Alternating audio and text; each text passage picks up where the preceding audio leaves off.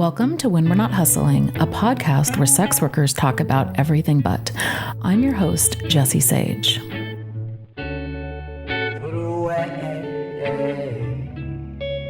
the lingerie.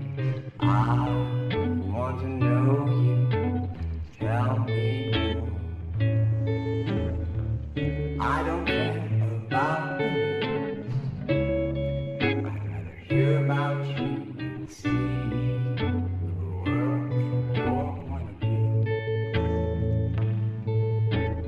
The coffee's already made, so I probably should just pull up a chair and tell me more. When We're Not Hustling is a weekly podcast that explores the lives and identities of sex workers outside of our work personas, our personal philosophies, ambitions, families, relationships, passions, spirituality, and so much more. We talk about our lives beyond the job, asking, what does the flexibility of sex work allow us to do, and who does it allow us to be? On this show, we learn who sex workers are outside of the work we're known for. When We're Not Hustling is an exploration of the people behind the fantasies. When We're Not Hustling is brought to you by Assembly 4. Assembly 4 is a collective of sex workers and technologists working to bring the overall cost of sex work down through their advertising platform, Tryst.link. They also educate clients through the Good Client Guide and provide resources and articles written by and for sex workers. Assembly 4 caters to all genders and demographics and raises funds to fight for sex worker rights and against exploitation in the sex industry. Learn more at assembly4.com.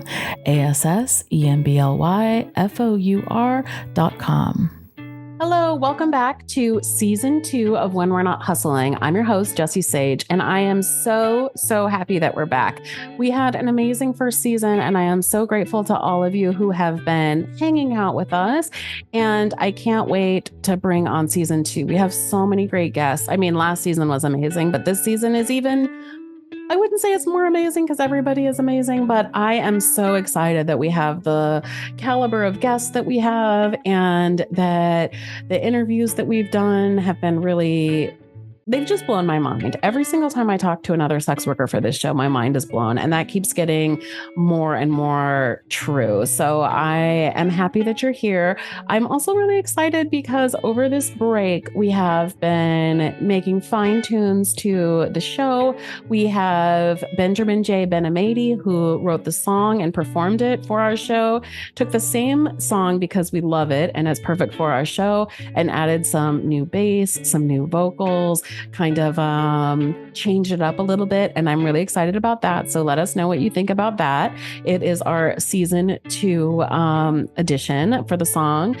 Emily Foster, who's the producer, who's also made all of the art for the show, has colored our logo lady, and I'm really excited about that. So that has been changed on socials, and I'm sure that we love our black and red. Obviously, I love red. You see that in all of my lipstick, but I'm excited to just have a little bit more flair for season 2. We'll also make some changes for season 3, but who knows yet? Because this is day 1 of season 2.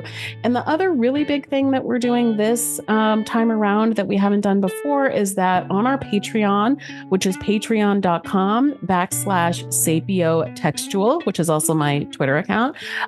If you sign up for the podcast at $5 a month, you can get access to the next week's episode a week early. So that means that today, which is July 1st, if you're listening to this on the day that it drops, we have here episode 1, and on Patreon, if you want to hear episode 2 a week early, if you subscribe for $5 a month, you will be able to listen to episode 2. So please go and subscribe if you're excited, even if you are behind and don't want to catch up, don't need to be early. $5 a month isn't a lot, and we put a lot of work into this show. So please go to patreon.com/sapiotextual.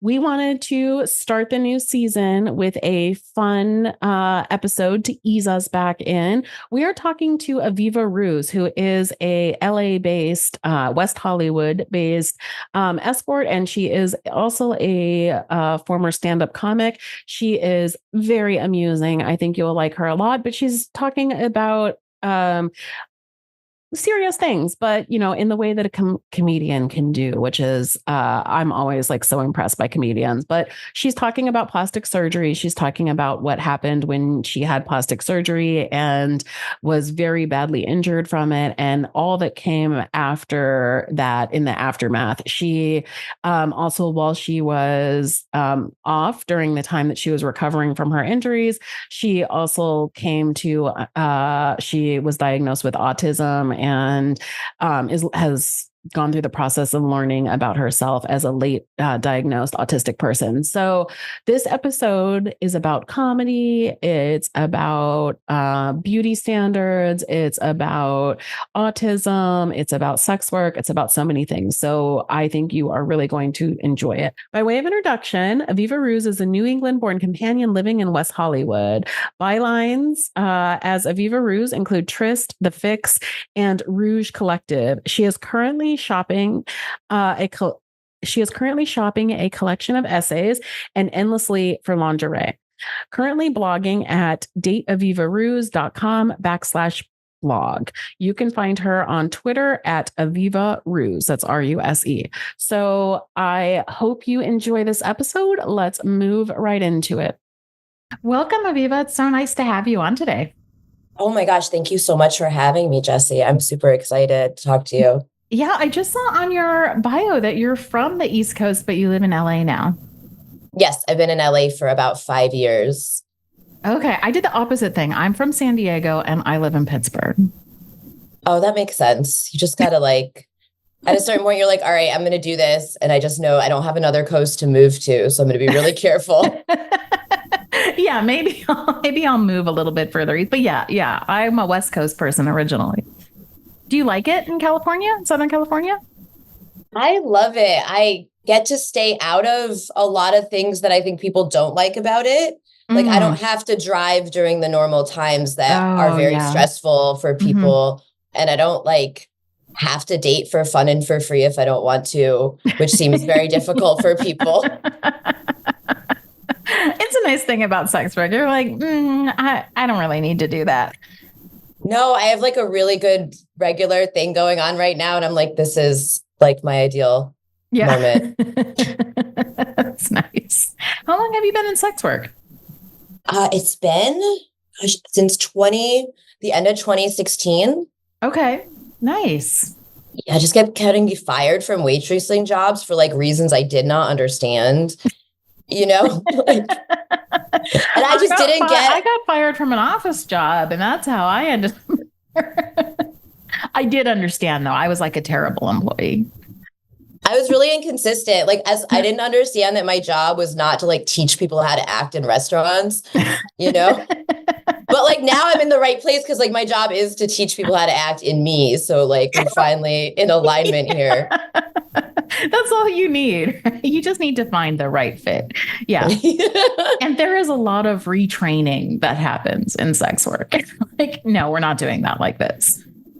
I was really lonely a few summers ago, and I got it in my head I was really romanticizing waitressing, and I went and got a job You're at the a only new person restaurant. I've ever heard say that, but okay, keep going. I had left comedy, I left 12-step, I was missing that sense of community that I imagined I had when I was a drunk waitress, and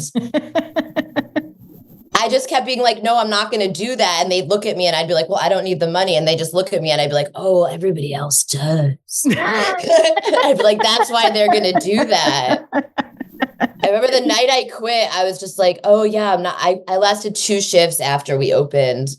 And one of my coworkers got towed. So I like drove him somewhere and I said something like, oh yeah, I just found out I'm autistic. He's like, is that what it is? I'm like, no, I'm not going to do it the way you tell me. And I thought it would be fine to do it my way, but not anymore, I guess. I haven't worked for someone else in a long time. I haven't either, and I'm not good at it. And I think, I don't think I'm autistic. I do think I'm neurodivergent and have ADHD for sure. But I realize that too. It's like very hard for me to like do things that don't make sense to me. Like, I don't know. I worked in this office job and they were like, after I quit my PhD program, because I wasn't in alignment with them either. And then like they had me taking all of these documents and like organizing them into massive numbers of boxes so that they could put them in the side of a mountain, like Iron Mountain sort of like stuff, which is literally like taking documents and putting them in the side of a mountain. And I was like, what are we doing, guys? You can scan this stuff and put it on a hard drive. Like, you want me to take these pieces of paper and like alphabetize them and put them on the side of a mountain? So stupid. Such a waste of everybody's time. But okay.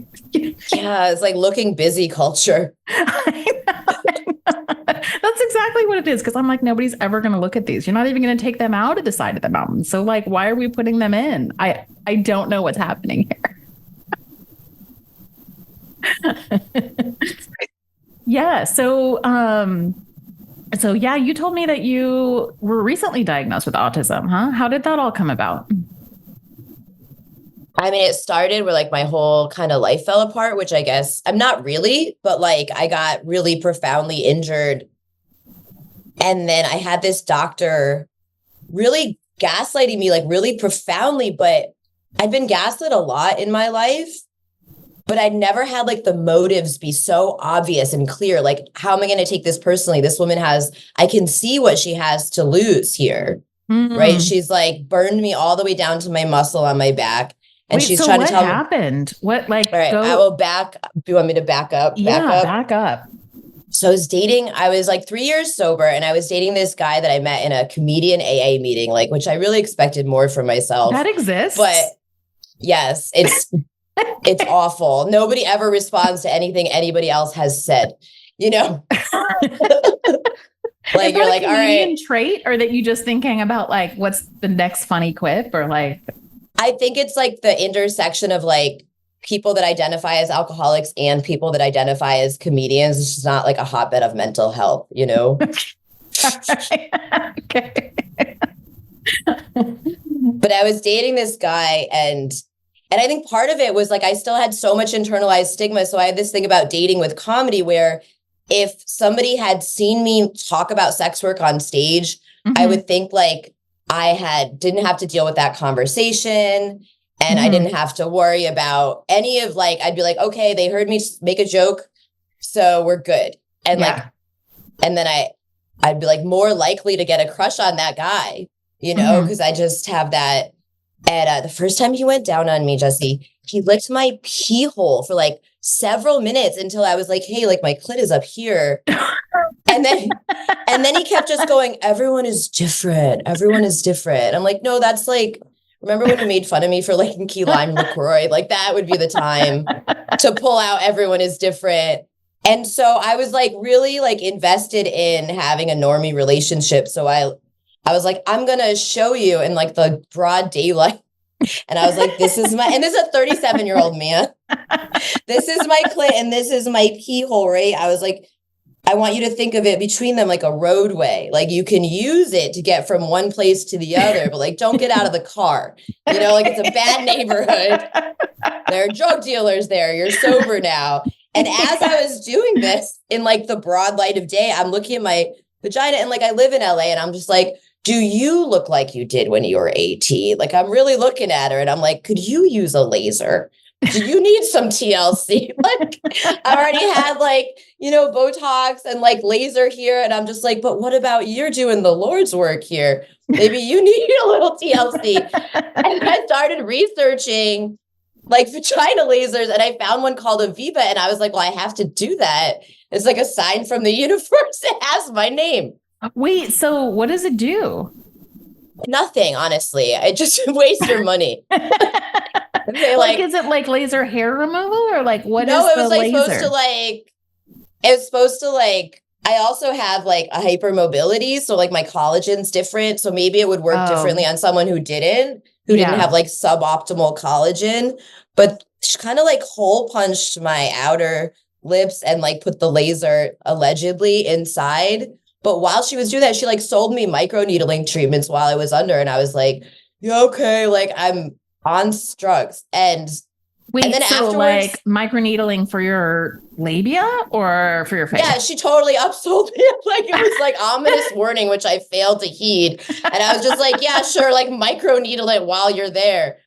And then I had to buy, then I somehow ended up with a package of microneedling.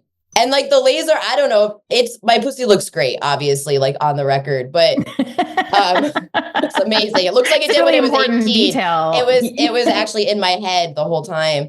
It looks great, but like for the first few weeks, it looks like I started to give birth and like changed my mind. So that was a rough period in my life. So I came back from the microneedling and I'm like, I'm telling her jokes. And I think I wrote like a joke about, and now this doctor knows that I'm a sex worker, which is like I've done to myself, but it made me feel really vulnerable. As soon as she stopped laughing, I was like, oh, that was a bad idea. And she goes, I'm training on this new fat transfer liposuction procedure. We've never done this before. And then she's like, you'd be the perfect candidate. It's in 48 hours, free full body lipo. And then she starts calling me fat, and I'm not fat. And this wasn't, I honestly, she's like negging you into this procedure. Yep. And she's like, you're skinny fat and you're the fattest person in LA, which is not true. And what? And then she started being like, it's not even like you're fat the wrong way. You know what I mean? Like, oh my God. And I had less than 48 hours to decide. And it wasn't as a sex worker that I made. It was as a comedian. Like there's more pressure to be a certain way as a comic in LA than I think there is as a sex worker. Yeah, because there's like, so much range with sex workers and more than what most people think. Right. The gatekeeping is never going to be as homogenized in sex work as much as like people will try. Yeah. But it's just not going to stop people that want what you have from finding you. Yeah. And there's always people that want what you have, right? No matter what that is. Right. Which is the beautiful thing about it. Like there's room for all of us, right? But not in comedy. So I'm like, gonna get this liposuction. And it was just such a mess. Like everybody's in there having me on their Instagram live because they're all excited because it's LA and they're like, I want liposuction. And they slipped like a heating pad under my back at some point because it was freezing in there. And then when they stabbed me up, the heating pad ripped my skin off like this big all the way down to the muscle. And I blacked out from the pain. And I woke up, I came to on the floor on the phone with my super famous sponsor, who's very pro plastic surgery because she's famous in LA. And she's been famous since she's 18 and like has struggled with her weight and has had full body. Gosh. So it was just the right person to call. Yeah. And this doctor is standing over me going, I don't know why you're crying. I'm giving you $25,000 worth of free procedures. And you're like, yeah, I want to go under the knife with you again because you're really good at this. In my state, I like canceled the person that was supposed to pick me up. And I called a friend that I had flown out to New York to like see through transition, like gender affirming surgery. And I was like, I didn't ever mean to call in this favor, but like, I need you now. I need somebody who I've been through a gnarly surgery with. And like, I didn't know what was happening. She told me it was just a surface wound, the doctor. Oh my gosh. Like, I didn't know. And then after like a week or two, like she had me wearing the compression. They hadn't even bought the compression garment. Like I had to sit there on the floor while they went to the Beverly Center and like bought one. But through that, like a hoof formed on my back, like a thick, like turtle shell after a week or two. And I got in touch with my acupuncturist and every time I would call them, they would just be like, I don't know what you're talking about, blah, blah. And I had to advocate. I was like literally afraid I was going to die. Like I didn't know what was going on. Yeah. And at first I was listening to her, but then I was realizing it takes me like life and death to learn things sometimes, like whether it's boundaries with people. And then I was just trying to get her to get me to see a burn doctor. And she like wouldn't. And I called like another surgeon I knew, and she'd be like, well, I don't understand why you don't have better insurance. Why don't you just go get a job? And I'm like, I can't even walk. And then she like turned to my friend who was still with me, and she tried to sell her hormones like while we were there to like try to get in with the burn. That's when I realized, realize like hormones are like plastic surgeons' OnlyFans, you know? Yeah. Right. You come in for like the big money dates, but then try to get you a little bit per month. Like a little extra. Yeah. And at a certain point, like I remember one day I was talking to them and I was like, no, I've been telling you my back's been bothering me for weeks. And the girl goes, oh, I thought you were talking about your back fat. And I looked through my texts and I was like, they're really bad at this. Like they're just trying to get me to go away. And in that moment, I was like, this is all this has ever been with everyone, whether like from my dad, boyfriends, like work stuff. So it's like re-traumatizing to you too, not just because of the surgery, but because of the relational aspect of it. Yes. And at the same, I like can pop out of myself and like look at myself and be like, hey girl, in a year, you're going to tell anyone who listens that this was the best thing that ever happened to you. So like, let's know that now.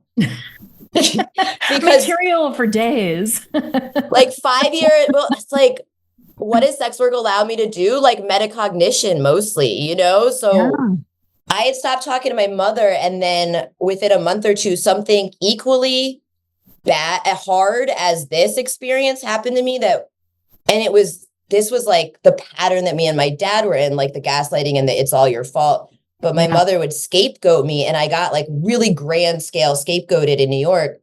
And then through that, I like I purged that pattern. And I transformed my relationship with like all those dynamics. And I just stopped talking to my dad when this happened. So I was like, here we go. Like I was like, all right, now I have like 5 years of dealing with my father wound. Like I'm strapped.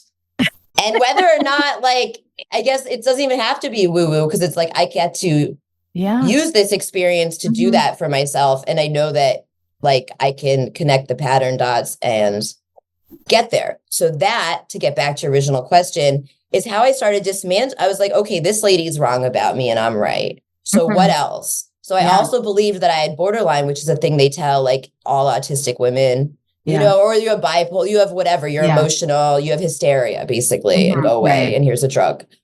And I had done DBT, and like, I guess if you give DBT to an autistic person, they're like, I'm golden 2 weeks later. Like, I just needed some rules. You give a DBT to a borderline person, I guess it takes longer than a few weeks to be like, I got this. Now I have a plan. I stick my face in ice and I write out how I'm going to talk to people, and I'm golden. So I started, and then I had all these friends that were like in recovery and thought they were borderline. And I was like, hey guys, and it was scary to be like, I don't identify with this anymore. And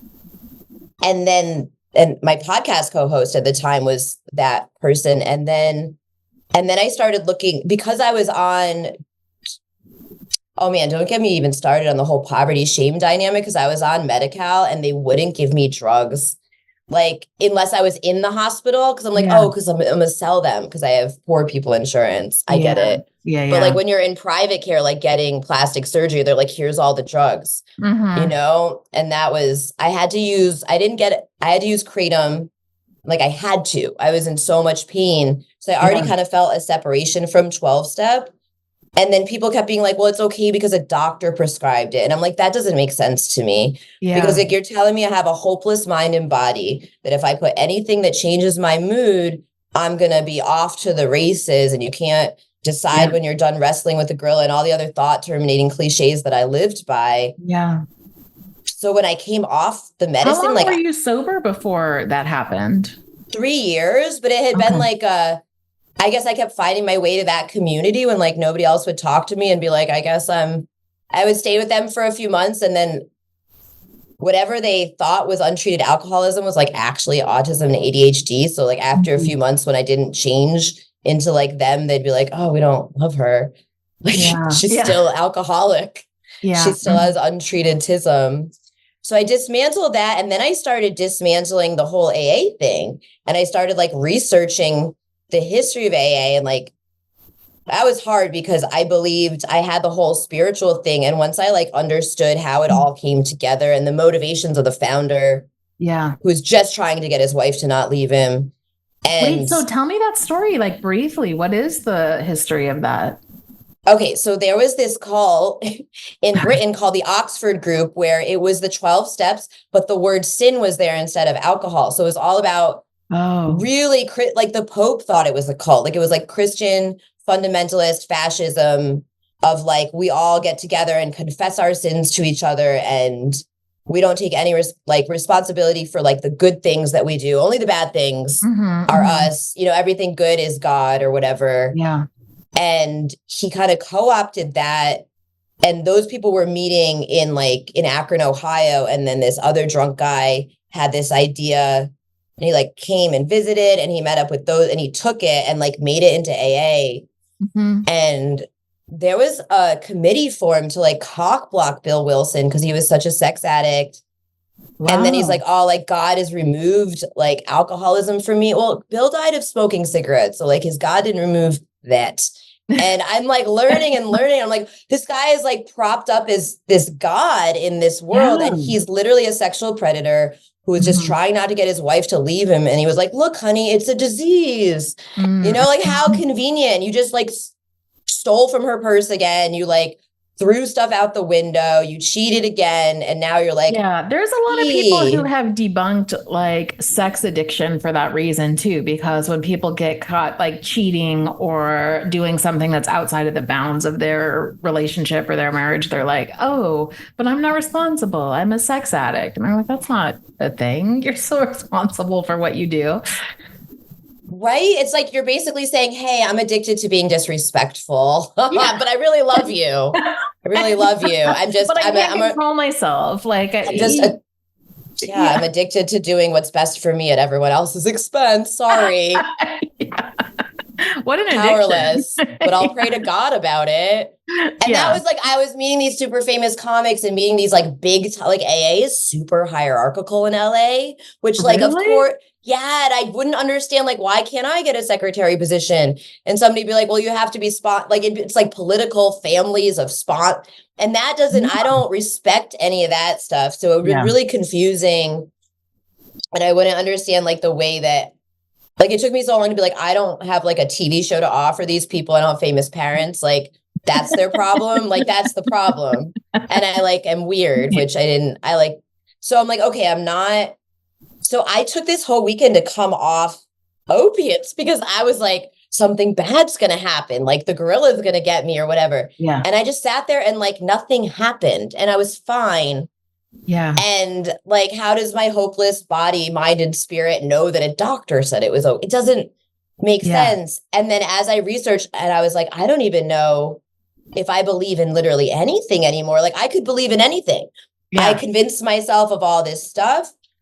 And then I'm like researching. And then this porn star comedian I know called me and she's like, girl, I just got diagnosed with autism and I think you're autistic too. And I was like, well, that explains the deep dive.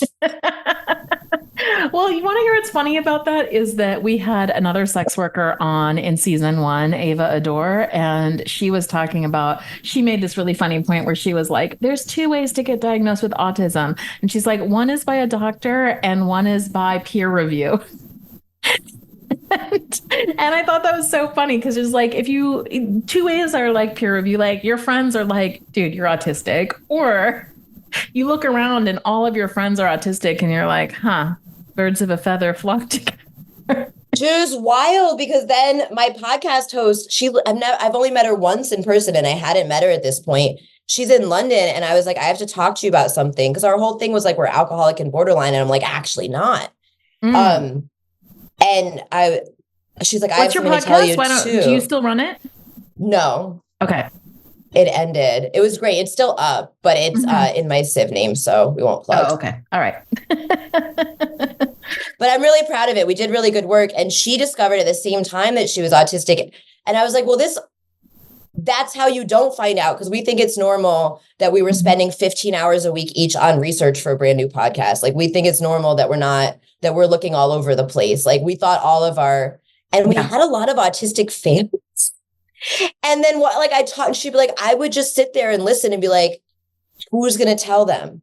Who's going to tell them about? But when you have ADHD too, they mask each other. And when I got diagnosed with ADHD, they believed they were mutually exclusive until like 2014. Yeah. So they'd explain the rest of your stuff with some sort of mood disorder. But the thing, I didn't take my ADHD seriously because I had figured it out. So like to bring it all back to my whole life, I've been autistic people have there's intense world theory, right? Mm-hmm. Which can make us come off in like certain ways because we're unregulated. But when I started to wait, people have told me like, I'm this, I'm that, like, I'm not experiencing what I think I'm experiencing. Mm-hmm. And here I am, like, I get burned, like so crazy. And now I'm like, and that's not true. And that's not true about me. And that's not true about me. Yeah. And then I found somebody to actually diagnose very big to undermine that like underlying assumption. And then you're like, wait, but it's true about all the small things too. Exactly. And I was like, I took care of I got really good at, it's on my back. I had to clean it like every single day. I had to debride it myself. I had to like throw treats at my dog's like head, because I couldn't bend over. My butt got great. And then at the same time, I'm like aware, like, look at my butt getting so good because I can't bend over. So I appreciated being able to see all that. Yeah, I found a guy, I got diagnosed, and then I was like, just started dismantling more shit. I was like, I've been telling myself I can't have love because I'm an escort. But I was like, remember before you were an escort, you had another excuse. And I was like, aha, this is core wound shit. And it was some idiot like this doctor that was just trying not to lose her license in whatever sense that made me feel this way about myself. Mm-hmm. And that's always true. Like nobody's ever making you feel bad or discount yourself or not believe yourself. They're just offloading shame, like they're offloading some sort of thing. And then I went through my whole life, like with knowing I was autistic, and it was wild. Yeah. Mm-hmm. Like then my podcast, I lost my podcast because I wasn't in recovery, and that's fair. And then I was like, I became like a stay-at-home girlfriend briefly. Dated this German that was like very much like my dad.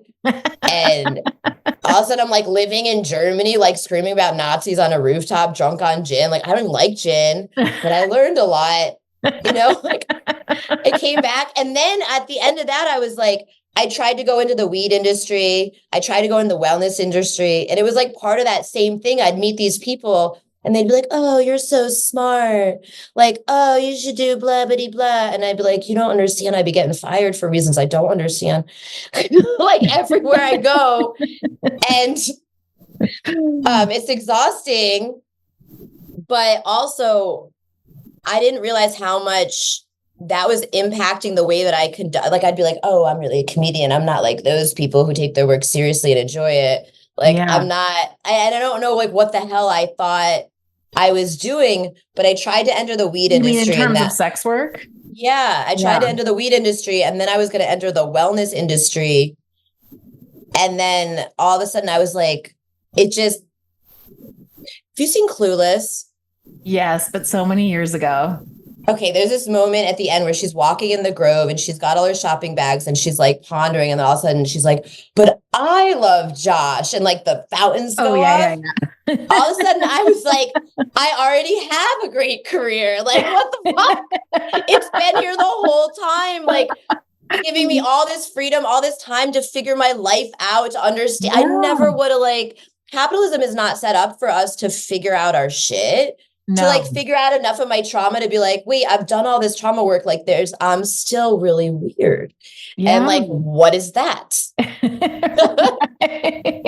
Well, it's so interesting. So it's really funny. We, when we did the not the after party, when we did the, wrap up, season finale, we had a roundtable of 5 of our season 1 guests. And it was really funny because we put some effort into, Emily and I were like, we need diverse ages, diverse races, gender presentations, like we want not everybody to be like white escorts, like we want a range of people and their experiences. So we have these 5 people on, including my mom, and then Emily and I, and we're talking. And then it was only about spirit, a whole bunch of things. And then it was only afterwards that I said to Emily, it didn't occur to me to find like one neurotypical person. I was like, that's the diversity we forgot about, because everybody in this industry is like neurodivergent in some way, it seems like. And part of that is because capitalism isn't set up for neurodivergent people. And I think that this is a place where you can do things according to your own rules, where you can decide what you want to participate in and what you don't want to participate in. Even what you were saying earlier about like normative beauty standards being more rigid in comedy, which you would think would be very open, than in sex work, where it's supposed to be about desirability, but ostensibly, you don't have to be desirable to be a comedian. But I think there's something really interesting about this industry and about the way that it like attracts autistic people and ADHD folks and people who struggle with different sorts of neurodivergence or even just trauma, CPTSD, which CPTSD often presents like ADHD too. I think that those things are often like intimately connected. But that's so interesting. That story is really interesting, I think. Thank you for listening to When We're Not Hustling. Please remember to subscribe, rate, and review us wherever you listen to your podcasts. Doing so will help other people find us. And if you're a sex worker who wants to come on the show and talk about your life outside of work, we would love to have you. Please send an email with more information to nothustlingpod@proton.me. Thank you for letting me tell the whole thing.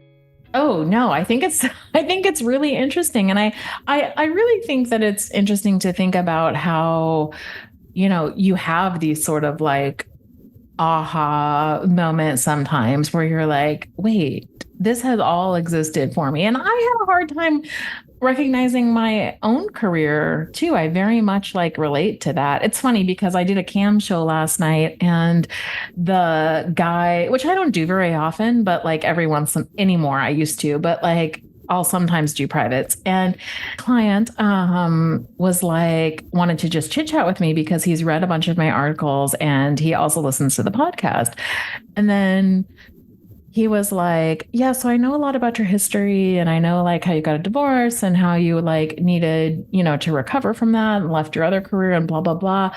But like, why did you stay in it? Why have you been in it for 10 years? Like the assumption then is that it's like some sort of like transition to something else or stopgap between careers. And I was like, I don't know, because it's like the best job I've ever had. Like, why would I stop it now that I've built this whole thing? Why would I just drop it now?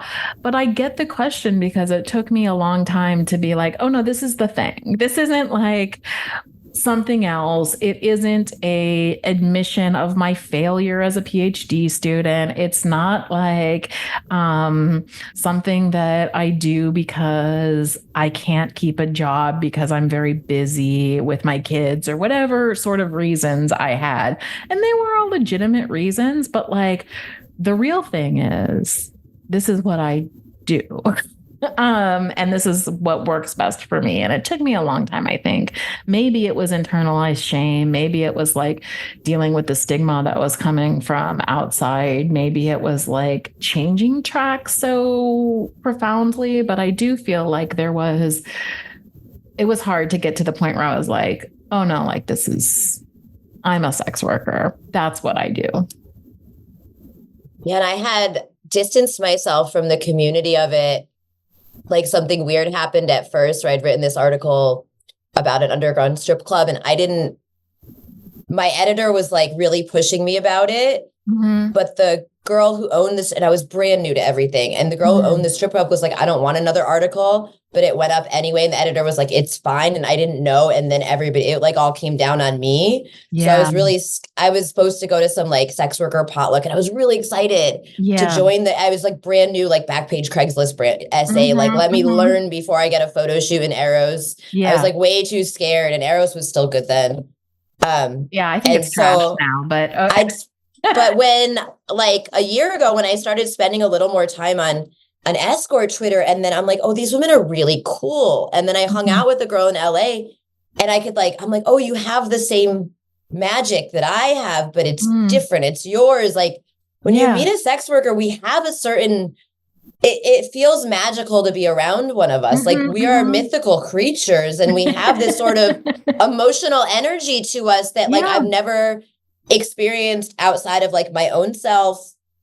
Or and I think with sex workers we're more it's like a very different way of relating to the world and to other people too. And I find that, and I don't know if I'm sad about this or not. Part of me is like, maybe I should celebrate this, but maybe I should be sad. I don't know how to relate to this, but I feel like the longer I'm in this, the harder and harder it is for me to relate to people who aren't, because like our way of being in the world is very different. And I like the way you put it as like, we're kind of magical, but we do occupy the world in a totally different way.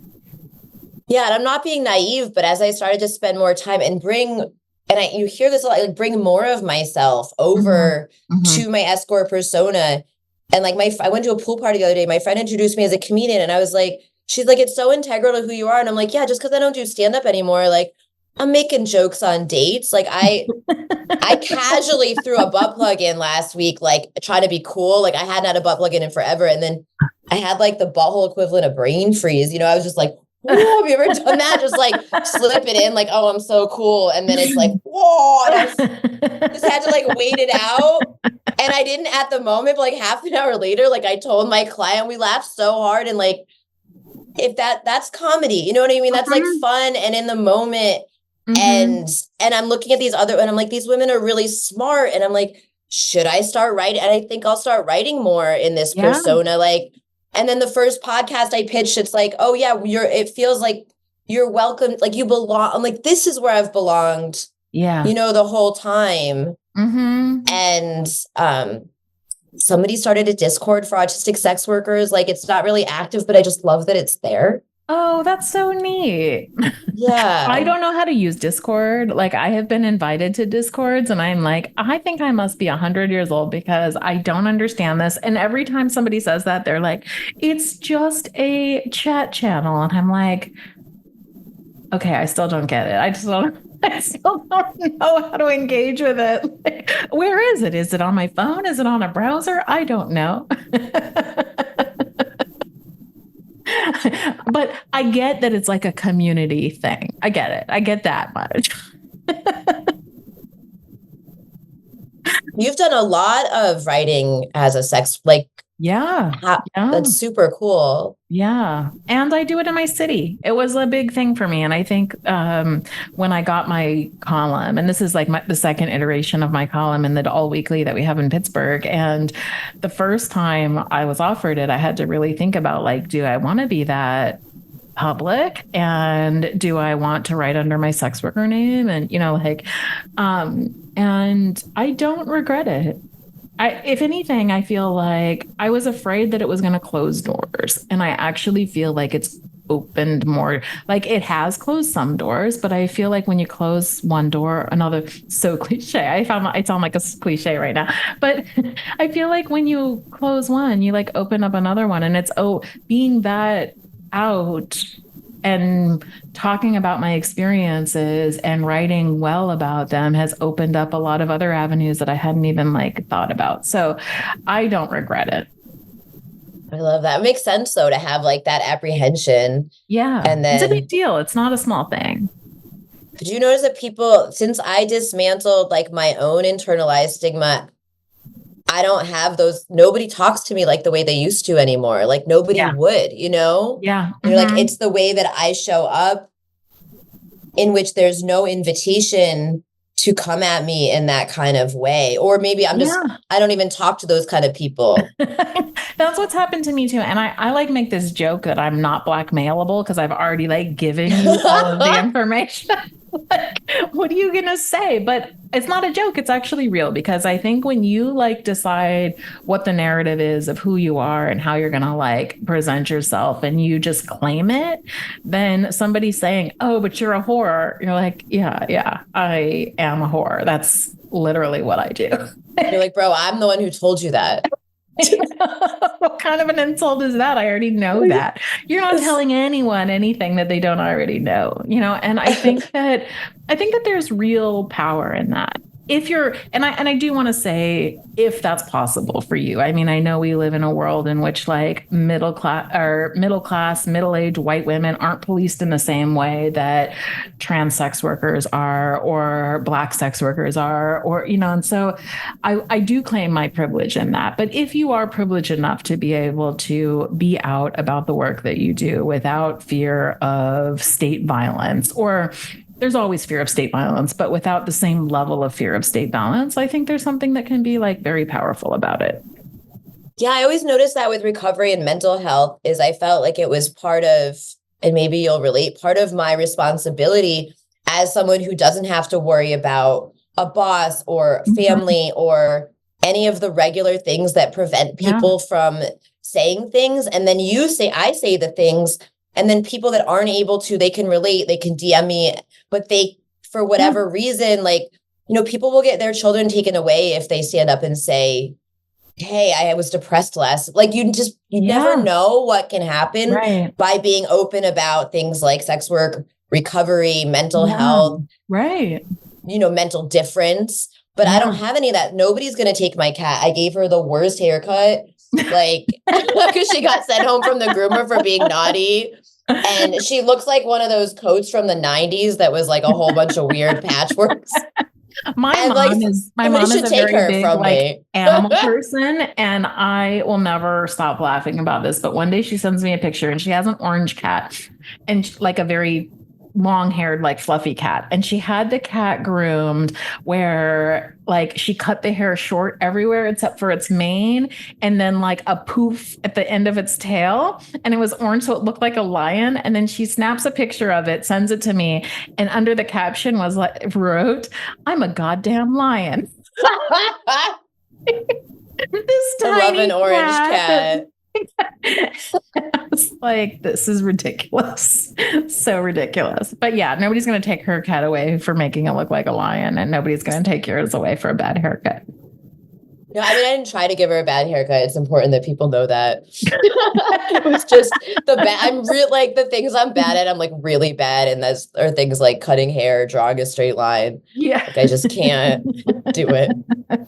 I'm very bad at getting like a series of numbers correct. I can't like do that. I don't know. There are lots of things I'm bad at. I'm bad at spatial awareness. It is amazing. I haven't like wrecked my car more than I have. There's no dents on my new car yet, which is amazing. It means I haven't. Are you a distracted driver? Driving's not interesting enough, right, for your brain? So it starts doing other things. It's that, but it's also that I'm not good at like spatial. Like, actually, you know what it is that's really nice now is that the newer cars have like backup cameras and stuff. So I'm much better with like all of that, because spatial stuff is just I'm not good at it. Oh, I get that. It's hard for me to understand where I exist in time and space, like with people. But then as you get older, you're like, I just can't care. Most people are in your life for 5 minutes, So, and I guess this work helps understanding that too. You're like, we're going to be very into this for an hour. And then I'm going to be on to the next thing. And this is great because I have ADHD.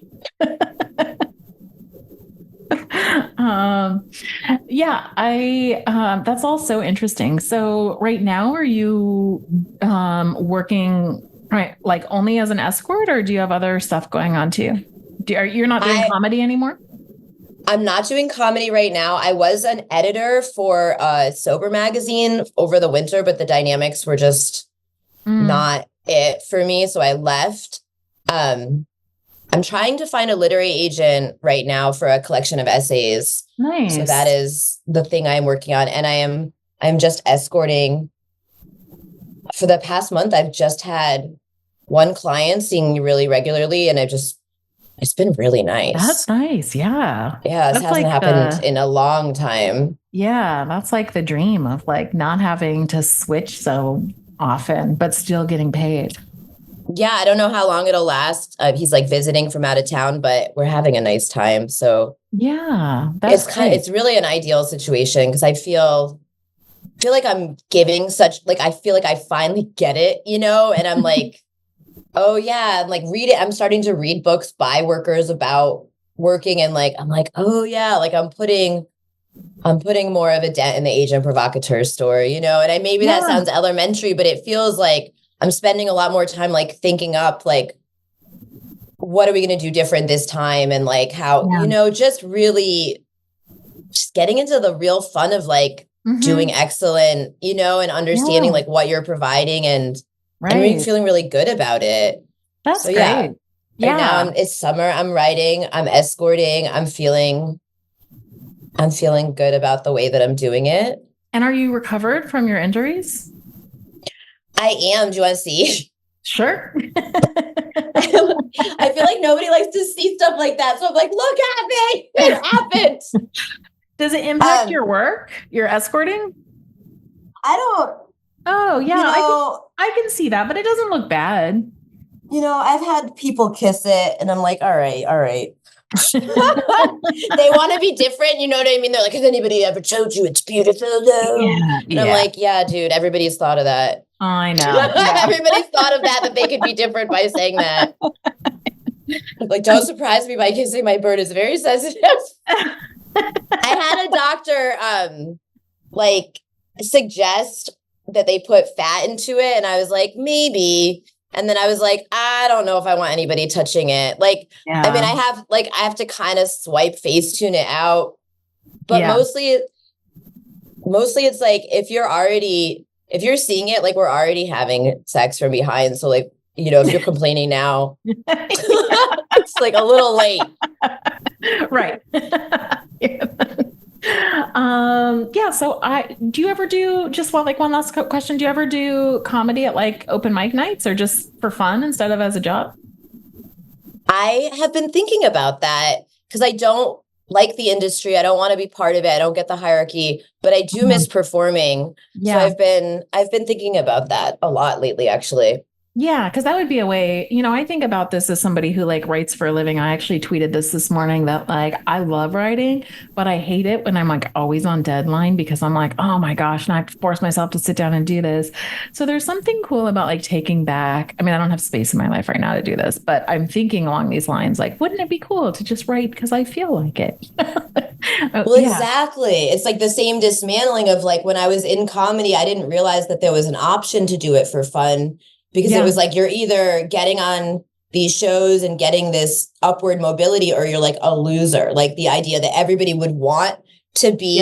And it's like, I don't like the road. I don't sleep well in strange place. I'd end up like funding my comedy tour with like sex work. And that's not the mood. Like that's what I did for a while. And I'm like, this is no. Not the move. Yeah. But yet I start to wonder, like, do I want to do comedy in my sex worker name? It's so nice that you could do that, though. It's so nice that you could like go on tour. And I always feel that way. Like anytime I need to travel for anything, I'm like, oh, I'll just like put my Tryst ad in that city and then I'll be able to like fund this whole thing. And that's so nice. That makes me really excited as like partially why I quit comedy was because I didn't have that much.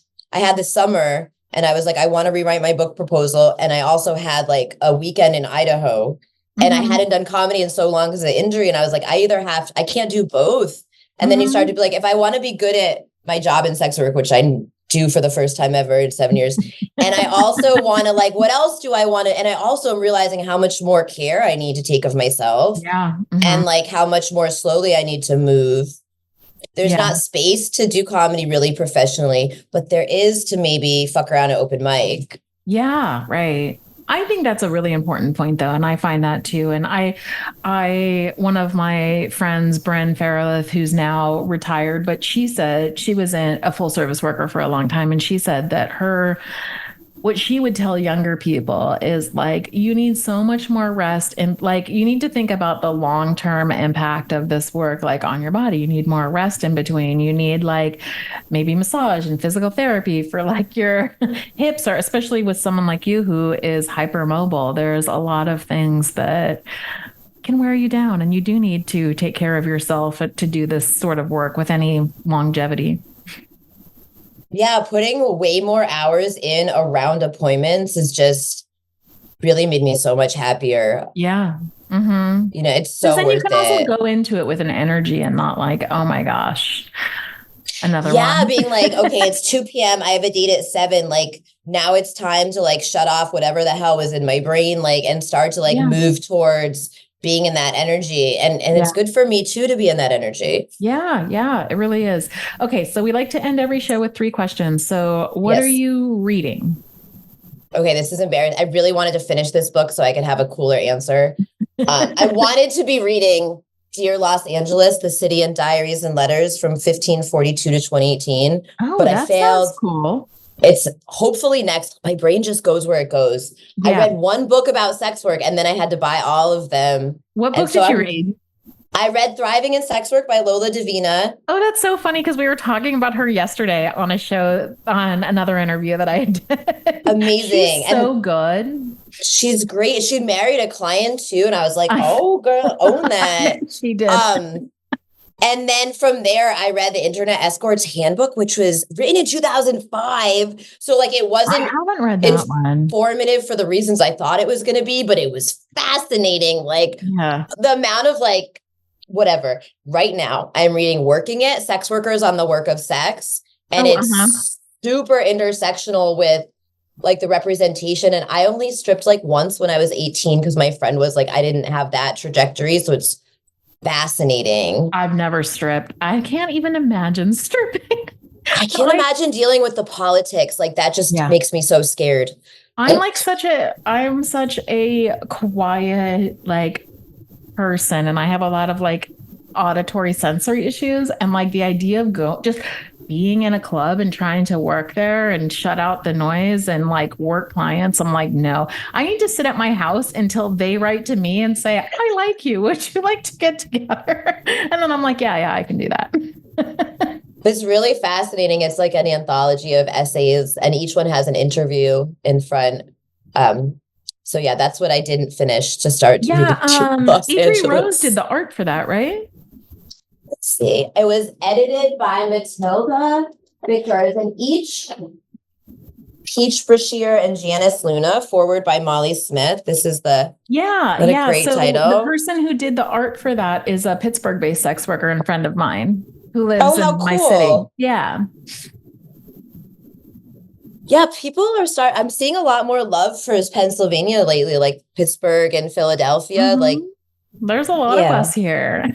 I think I might come on tour there when next time I go somewhere. And you should look me up and we could go have dinner or something. I think that sounds great. Yeah. Okay. And what are you listening to?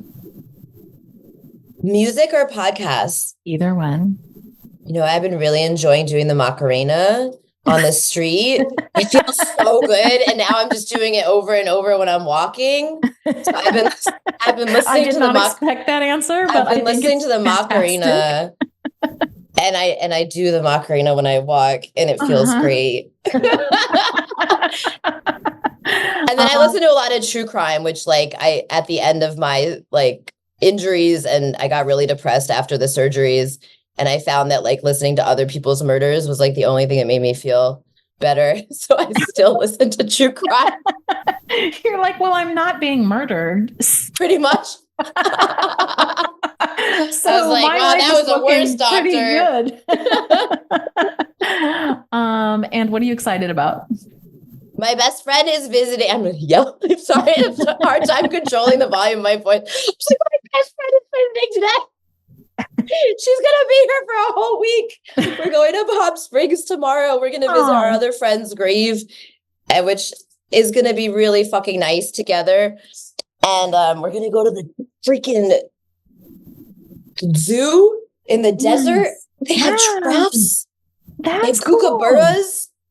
Looking stoked. That's what I'm excited about. One of my clients was just telling me that in upstate New York, and now I feel like I have to go to this because he just bought for his daughter for her birthday present. It's like in upstate New York, I don't know if it's by Rochester or somewhere like that. They have, it's almost like a safari, but you can like interact with the animals, like, and you can like pet a giraffe, but also you can apparently like hang out with the penguins, and then the penguins will paint you a picture. So like there's all like with their feet or something, I don't know, and you can take it home, but there's all these different sorts of experiences that you can have with different animals, and they'll be like, oh, well, if you want to, you can wash the hippo, or you could do like whatever. So I was like, that sounds so cool. I want to take my little son and like have him do something with the animals. I think that sounds fantastic. Yeah. Imagine like taking home a picture and being like, my penguin friend painted this for me. Yeah. How cool is that? I think that's better than a tarot reading. Yeah. It's like a Rorschach. It's like a cross between like a Rorschach test and a tarot reading. Yeah, you're like, this penguin painted my soul. I don't know why I went there with it, but I did. Yeah. Yeah. So you guys are going to go to Palm Springs and go to the zoo, and that sounds fun. Just going to have a week of my best friend being here. We're going to sit and like, because I don't know if you have a long distance best friend, but we would like to sit in silence together, but you can't when you're long distancing. Sometimes we'll watch a movie on like FaceTime. Oh, but we nice still though. gab the whole time. But yeah, I'm just excited. She's like my platonic soulmate, you know? I have one of those. Her name is Nancy. And I say that like, and it's funny because we're in like couples therapy, and our couples therapist is like asking about like non-monogamy and stuff. And I was like, I'm a sex worker. I don't have any interest in dating anyone. I don't want an extra relationship. And I was like, but I do have a platonic life partner, and her name is Nancy. She was like, oh yeah, that makes sense. I was like, she's the person that I do. Yeah, that feels like a soulmate, but there's no romantic connection at all. No, actually the first day we met, which was at our other friend's funeral, we like tried to kiss because we were like drunk, and like we're like, we should try to meet. And it was like the worst kiss either of us had ever had in our life. And we've been best friends ever since. And it's so funny. Like, I can't imagine kissing Nancy. Like, it's just out of the realm of not because there's anything wrong with her, but that's not our dynamic. No, my best friend's beautiful, but it's like, we just have zero, like, oh, you're my sister. But, and you know what? I'm glad that came up because like back